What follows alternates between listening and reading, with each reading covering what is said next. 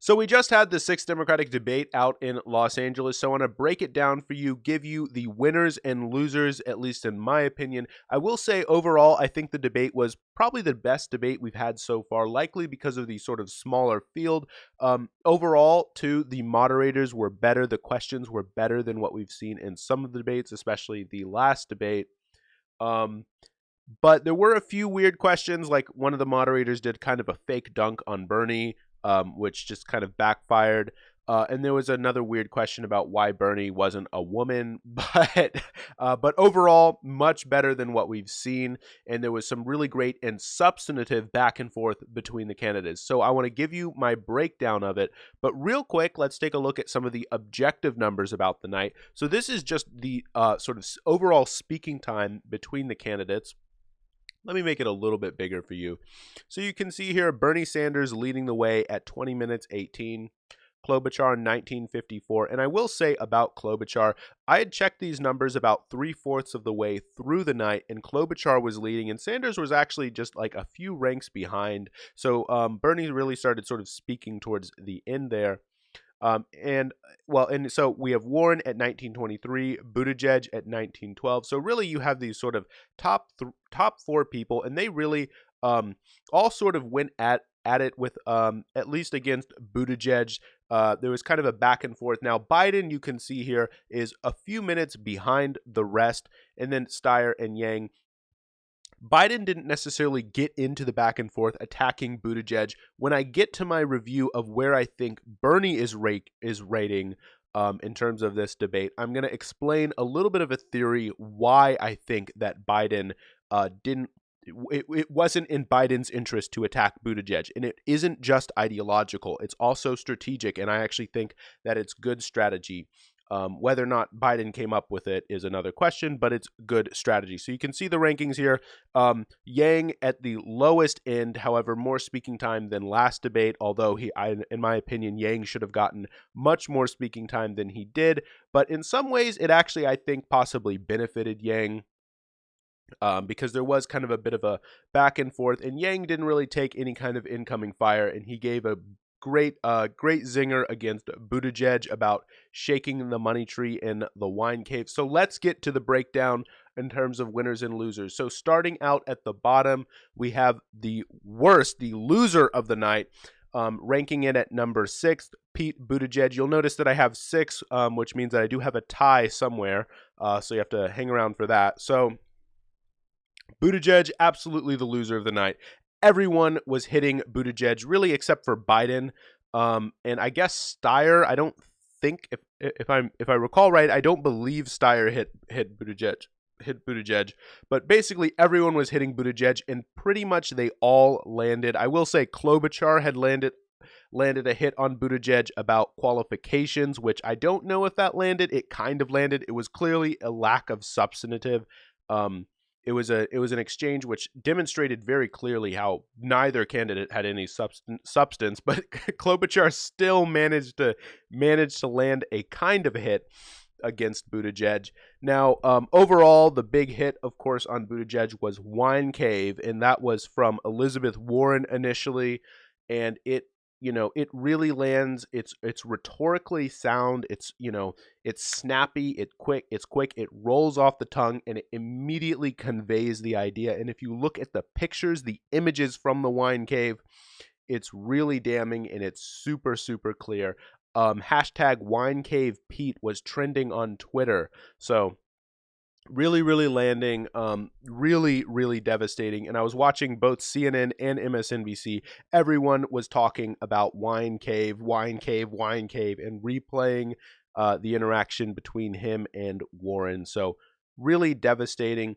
Buttigieg finally got the media criticism, or at least the debate criticism, that he has so far been sort of avoiding over the course of the campaign so far. Next, in number 5, I have Tom Steyer. Now, the thing with Steyer is, honestly, he didn't stand out. He completely looked out of place. He pretty much bought his way onto the debate stage, and you could tell. He didn't look like he belonged there. Steyer has spent the second most on ads, only behind the other billionaire in the race, Michael Bloomberg.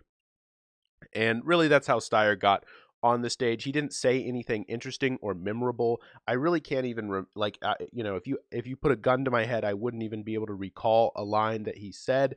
I know he talked a little bit about like the climate and stuff, but like I wouldn't be able to actually even recall anything he said. It was completely unmemorable and completely forgettable. And he really needed, if he was ever going to have any chance, he really needed to have a standout night, and he just didn't have that. But he didn't take the kind of body blows which Buttigieg got, so that's why he is sort of did in a sense did better, slightly better.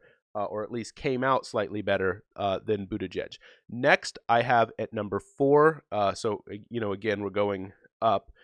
So we have Amy Klobuchar. Now, Klobuchar it was very evident that she lacked substance. I said that there was a substanceless exchange between her and Pete Buttigieg. This was over qualification. So Klobuchar tried to hit Buttigieg by saying that he, didn't have the qualifications or didn't have the experience from his time as being mayor. He lost his statewide campaign, and usually criticisms of this type don't land. I mean, think about Donald Trump, for example. Donald Trump is the least experienced president we've ever had, and he was running against probably the most experienced candidate we've ever had. Now, you can criticize Hillary Clinton a million different ways to Sunday. You could argue that the experience was bad, and that's all largely true. Right? Like if you have bad experience, does it really count as experience? Fair is fair is fair. That's true criticism. But in terms of her having experience versus someone who didn't have any experience, clearly voters don't really care about that. And in general, that's not a kind of criticism which usually lands. But somehow Klobuchar managed to make a criticism of someone's experience somehow land. This was really propped up by her whole claim about how she's like the Midwestern girl, which is why it's really important for her to do well in Iowa, which currently she's not doing well in Iowa, because she's campaigning as the person who can, show you how it's done in the Midwest, show you how to really win votes in the Midwest. She even used that line as like a reason to vote for her, which is completely ridiculous. Now, the reason why Klobuchar isn't higher on the list, because if you go to any mainstream media outlet like Chris Cillizza, who is, in my opinion, I don't think I've ever really read a good take from him. But he claims that Klobuchar like really rocked the night. But he's been claiming that about her just about every single time, right? Klobuchar, though, it was also very clear in that exchange between her and Pete that she also didn't have any substance, because she was claiming, right, again, the reason why she was claiming she had more experience is because she won in a statewide election in Minnesota, when honestly we have never heard of her until she started running for office, or at least until the rumors started stirring that she would run. So, I don't know.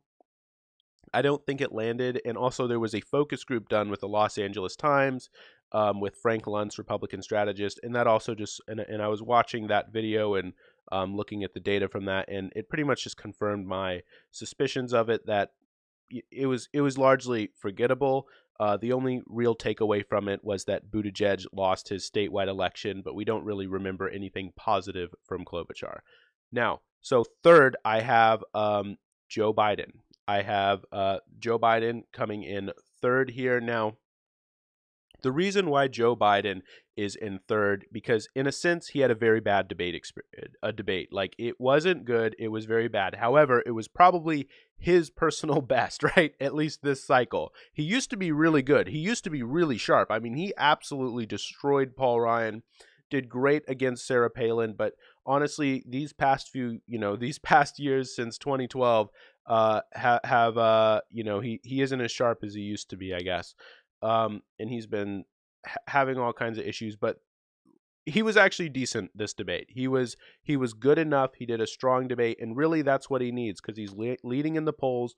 He can't get hit too much and then lose, and really he doesn't need to necessarily knock it out the park in the debate. This is, in terms of what he needed to do, this was it, right? He just needs to maintain. He just needs to not get destroyed in the debate. That's all that really needs to happen. Bernie did land one really devastating hit on Biden in terms of him having 44 billionaire donors. But the thing is, he also turned and then hit Pete on having 39, which actually, if you look at the stats, fact check, it's actually wrong because Buttigieg has one more billionaire donor than that. Buttigieg has 40 billionaires, not just 39. So, but anyway, the thing though is, since we had just been talking about wine caves for Pete, I really felt like that attack almost hit almost hit Pete more than it hit Biden in a way. So even though it was an absolutely devastating hit, and I'm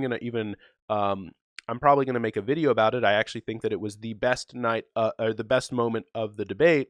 Um, in my opinion, it was more of a hit on Pete than it was a hit on Biden, even though he called both of them out. And again, Biden had a solid enough night, just about where he needed to be. All right, number 2, second place. I have, and this is maybe even a tough one. I have Elizabeth Warren at number 2. So some people argued that Elizabeth Warren outperformed Bernie precisely because Elizabeth Warren's line stuck. If you look at the replays, if you look at, you go on any mainstream media outlet, because what you have to remember about these debates, you can't just, in order to calculate winners and losers, you can't just look at who actually won in the moment.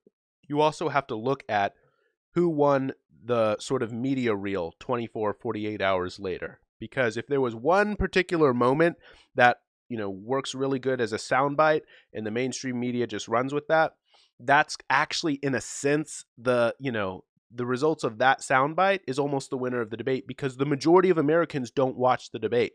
So if you have sort of, one moment that stands out and that one gets replayed, you could argue that, whoever won that then little exchange ends up winning the debate. So some people have used that to argue that Elizabeth Warren won. The reason why I don't agree with that, and the reason why for number 1 I have Bernie Sanders tied with Andrew Yang, and I'm going to get to Andrew Yang in just a second, is that if Bernie goes down, it actually helps Buttigieg. Now, you may look at that and you may think that that's ridiculous, because yes, it is true that Warren supporters are very similar in sort of demographics to Buttigieg supporters. So you'd think Warren hits Buttigieg and they have a similar sort of grouping of people, that's going to help Warren. Actually, it's going to help, I think, Bernie. Let me show you a few statistics to show you why I think this is the case. So this is the Real Clear Politics average for Iowa. If you look in Iowa average, so let me just make it a little bit bigger. So Warren is in the brown and she's at 16. Now, Bernie is at 20 and Buttigieg is at 22. If Bernie is able to win, Iowa, that's really good for him. Like, that's almost guaranteeing. I'm not going to say it's in the bag, but if Bernie wins Iowa, he very likely wins New Hampshire. And no one who has won Iowa and New Hampshire have in the Democratic primary has ever gone on to then not win. Like, if you win Iowa and New Hampshire, you're very likely to win. However, I will say there is a small sample size, of course, for that sort of theory. And if there was a race where that's not going to happen, I would suggest that it's very likely this race. However, he's also well positioned in Nevada. So Bernie goes on to win Iowa, New Hampshire. He could be really, really competitive, if not win in Nevada. Winning Iowa is, in my mind right now, super, super important for Bernie. Because the whole thing right now is Joe Biden's electability. If Joe Biden isn't perceived as electable, that's it. And I'm going to be making some other videos sort of explaining why I think that that's the case, and why Bernie winning Iowa is, usually I like to say it's not all about Iowa, and that's true, but I think in this race, in this case for Bernie, it almost definitely is. Now, he can lose Iowa and then win New Hampshire, but then he's got to win Nevada, right? Because if Bernie wins Iowa, New Hampshire, and then does well in Nevada, he's going to be really competitive in South Carolina. And then when it comes down to Super Tuesday, it's anyone's game, and he has a real chance. However, if Buttigieg manages to win in Iowa, and then say Bernie wins New Hampshire, or vice versa, because Buttigieg is also doing well in New Hampshire, then, what happens? Well, it's not particularly clear who has the momentum, and then Joe Biden's going to go into Super Tuesday and he's going to win, right? Because Joe Biden is polling number one right now. So it's really, really important to show that Bernie is out here with the momentum. And the only way to do that, of course, is to knock down Buttigieg. Warren is too far down. Warren is going to have to gain like 10 points, 8 points in order to really pull this off, because some of the polls are even showing Bernie as a little bit higher than the RCP average, because there were a few polls earlier in like from last month which had him much lower. So that's why I think that since Buttigieg got the most heat, I think almost by default Bernie won, even though you could argue that Warren won the sort of media cycle after the debate because of that exchange with her and Pete. Now, I said that I have Andrew Yang tied for number one. Why do I have Andrew Yang tied for number one?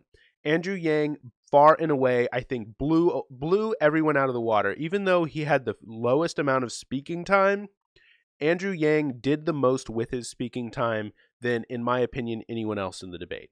His like minute per minute, I think Andrew Yang did the best. Like if you were to count 1 minute of Yang's time versus 1 minute of anyone else's time, Yang blew it out of the park. Yang did a fantastic job in this debate. He had great and memorable lines about attacking Buttigieg. He had great and memorable lines about people with disabilities. Personally, I have a sister with special needs, and that one really spoke to me. You don't see politicians coming out and talking about special needs children, about what it's like to have that as an experience. But it is an experience, and it's something which a lot of Americans have. A lot of Americans know someone or have a family member or have some kind of connection to someone with special needs. And it is a really, really important message that Andrew had. Andrew Yang had a great take on impeachment, which I think resonated with a lot of people. I mean, Andrew Yang definitely, I'm not going to say Andrew Yang is going to blow up like 20 points in the polls because of this debate, but I do think he is going to go up, and I do suspect that he secured himself a spot in January's debate. So that's my overall take on the debate. I'm going to be coming through and making a series of different videos about the best moments, the best interactions in the debate. So stay tuned for that. If you like this video, I'd really appreciate it if you hit the like button and consider subscribing. Thanks.